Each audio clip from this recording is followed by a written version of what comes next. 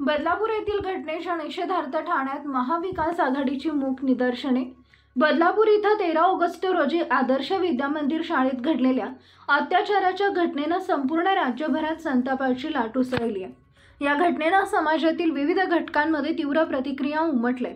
नागरिक या घटनेच्या निषेधार्थ तीव्र संताप व्यक्त करत आहेत। या प्रकरणाच्या विरोधात महाविकास आघाडीतर्फे बंद पुकारण्यात आला होता। मात्र हायकोर्टाच्या निर्देशानुसार बंद मागे घेण्यात आला आणि राज्यव्यापी आंदोलन पुकारण्यात आले। या घटनेच्या निषेधार्थ महाविकास आघाडीतर्फे ठाण्यातील तलावपाळी इथं महात्मा गांधी पुतळ्यासमोर मूक निदर्शने करण्यात आली।